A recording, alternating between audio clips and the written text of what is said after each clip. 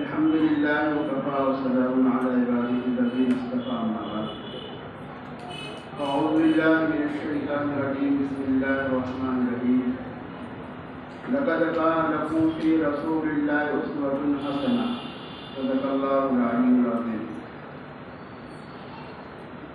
محترم اساتذہ اکرام، عزیز طلباء و طالبات، آج کا یہ ہمارا پروگرام سیرت النبی صلی اللہ علیہ وسلم کی عنوان کے اوپر منعقد کیا گیا تھا، جس کے اندر الحمدللہ ہمارے طلباء اور طالبات نے بہترین انداز کے اندر نعتیں، مکالمات، سوال جواب، دعائیں، تقریریں پیش کی۔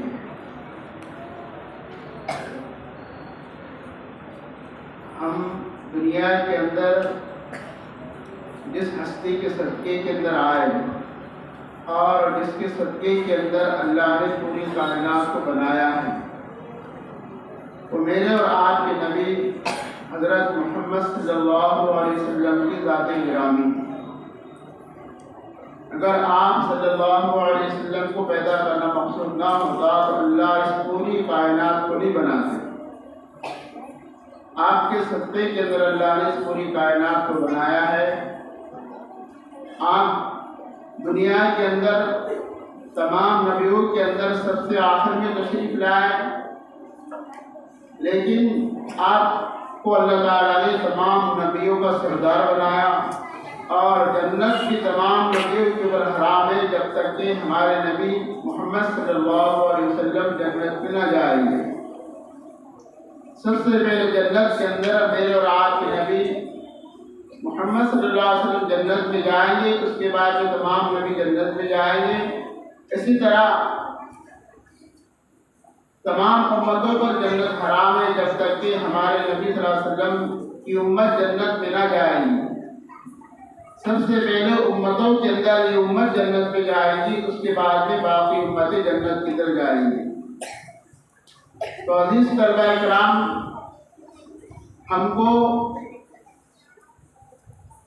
نبی کا امتی ہونے کی حیثیت سے، نبی کی سیرت سے، نبی کے نسب سے اور نبی کی تعلیمات سے واقف ہونا، اس کا جاننا بہت ضروری ہے۔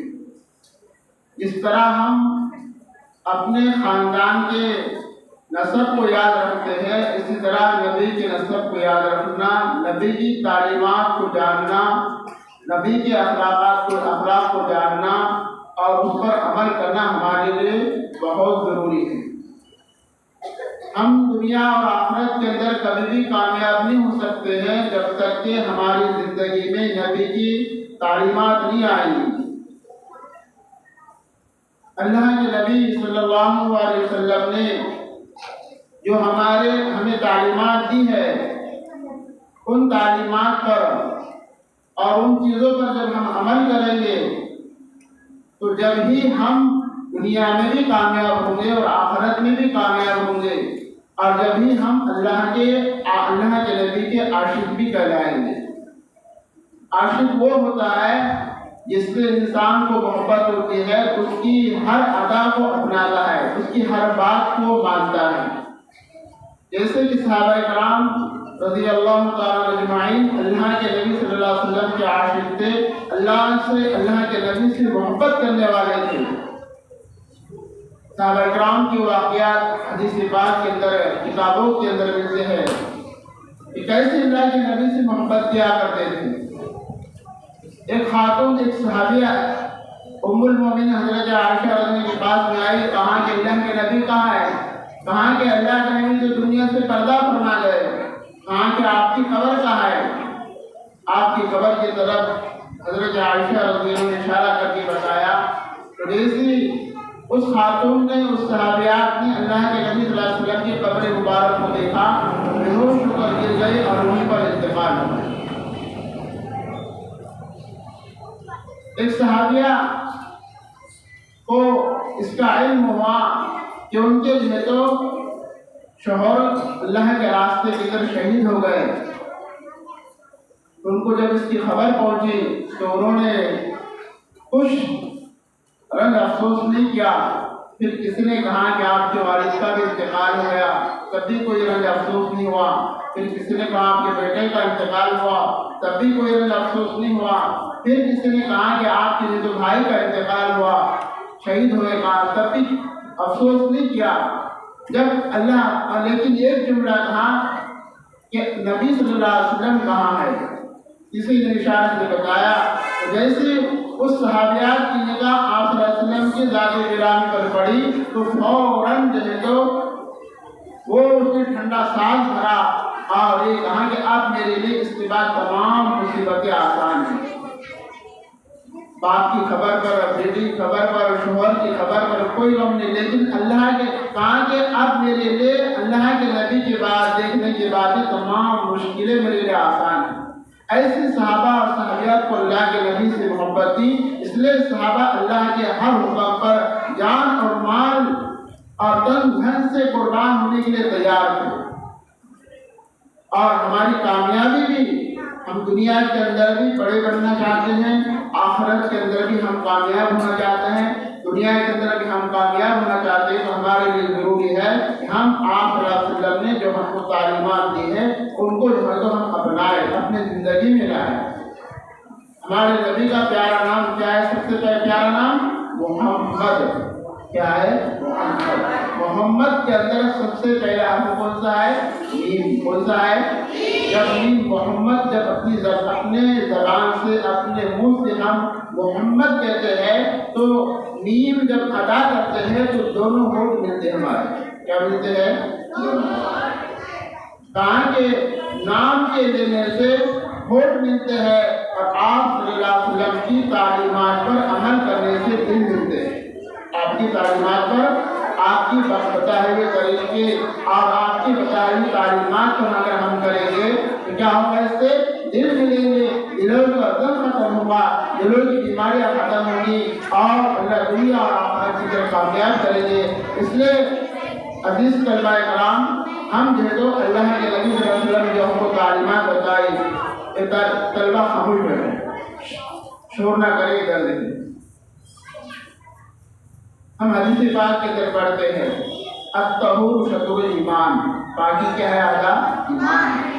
ہم نے پڑھ تو لیا لیکن کیا کریں گے؟ اس کو اپنی زندگی میں لائیں گے کہ ہمیشہ پاک صاف رہے، ہمیشہ کیا رہے؟ اللہ نظیف یحب النظافہ، اللہ بھی پاک ہے اور اللہ پاک کی صفائی کیا کرتے ہیں؟ پسند کرتے ہیں۔ ہم خود بھی پاک کریں، اپنے کپڑوں کو پاک کریں، اپنے گھر کے اندر پاکی صفائی کا اہتمام کریں۔ اس لیے ہم نے اسی طرح اور حدیث کے بعد ہم نے کیا پڑھا ہے؟ ہم نے پڑھا ہے حدیث کے بعد کے اندر ماں باپ کے قدموں کے نیچے جنت ہے۔ ماں باپ کے قدموں کے نیچے کیا ہے؟ جنت ہے۔ تو ہم اپنے ماں باپ کا کیا کریں گے؟ احترام کریں گے، ان کی خدمت کریں گے۔ عبادت سے جنت ملتی ہے لیکن خدمت سے کیا ملتا ہے؟ خدا ملتا ہے۔ تو ہم اپنے گھر کے اندر ہمارے ماں باپ کی خدمت کریں گے، ان کی نافرمانی نہیں کریں گے، اونچے آواز نہیں بولیں گے اور چیخ کر نہیں بولیں گے، الٹا سیدھا ان کو جواب نہیں دیں گے، بلکہ جو کہیں گے ان کی اطاعت کریں گے، ان کا کہنا مانیں گے۔ اور نبی فرمایا الصدق یغنی، سچائی کیا کرتی ہے؟ آدمی کو نجات دیتی ہے۔ سچائی کیا کرتی ہے؟ نجات دیتی ہے۔ تو ہمیشہ ہمارے نبی کی تعلیم ہے کہ ہم کیا کریں؟ سچ بات کہیں، چاہے کچھ بھی ہو جائے لیکن سچ کو نہ چھوڑے۔ ہم بار بار واقعہ سنتے، عبد القادر جیلانی رحمۃ اللہ علیہ مدرسے کے اندر پڑھنے کے لیے جا رہے تھے، ان کی والدہ نے آستین کے اندر 40 اشرفیہ سیکھ کر دی۔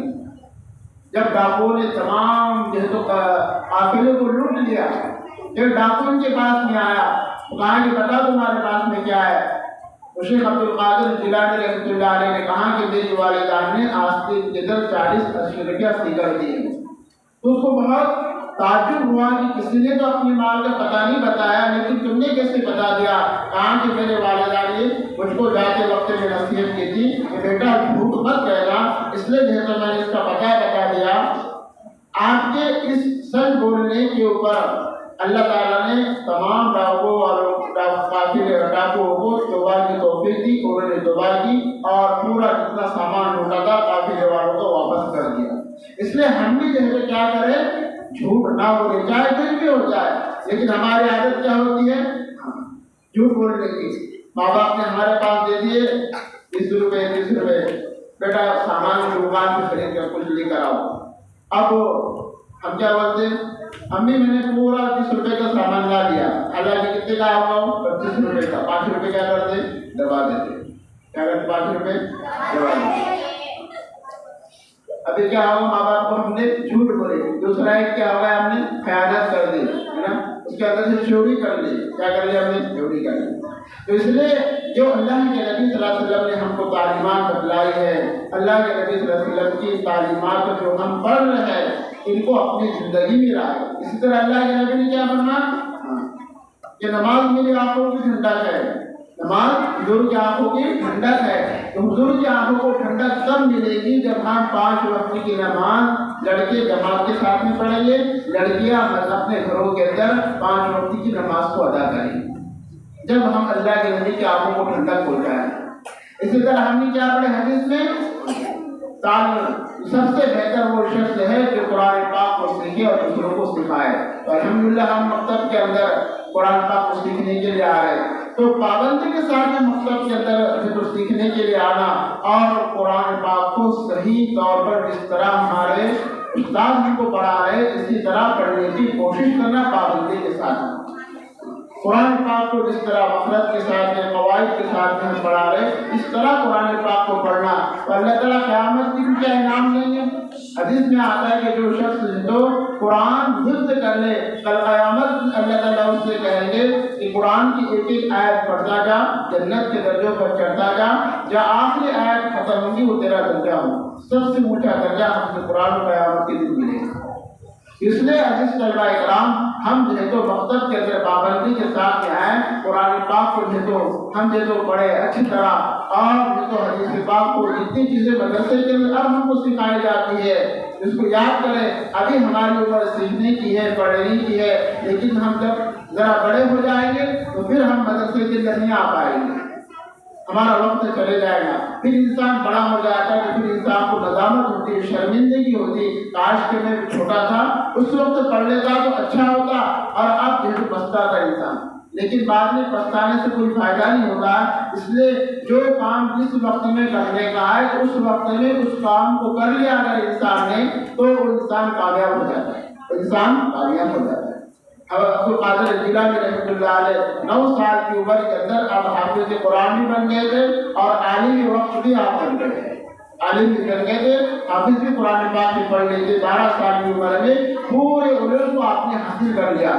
تو اللہ تعالیٰ نے اپنے وقت کا بہت بڑا ہم کو اللہ نے ولی بنایا، تو ہم بھی اللہ کے ولی بن سکتے ہیں جب ہم جو ہے تو کیا ہے شریعت پر عمل کریں گے، اللہ کے نبی صلی اللہ علیہ وسلم کے بتائے ہوئے طریقوں پر عمل کریں گے، اس لیے نیتیں کریں انشاءاللہ ہم نے جو کچھ ہے تو سیکھا ہے، جو کچھ پڑھا ہے اور اس پر ہم دل و جان سے عمل کریں گے، نمازوں کا اہتمام کریں گے، مکتب کے اندر پابندی سے آئیں گے، اور ابھی سے ماشاءاللہ ہم کیا ہے جو آئندہ ہمارا جلسہ ہوگا، بہت سارے طلباء نے طالبات نے اچھے انداز سے تقریری پیش کی، مکالمات پیش کیے، ہم خالی وقت کے اندر اس پر بھی ہم محنت کریں، ماشاءاللہ بڑے ہو کر بہت بڑے مقرر بن سکتے ہیں، بہت بڑے ہم ناصحہ بن سکتے ہیں، اس لیے ہم خالی وقت کے اندر ان چیزوں پر بھی مشق کریں۔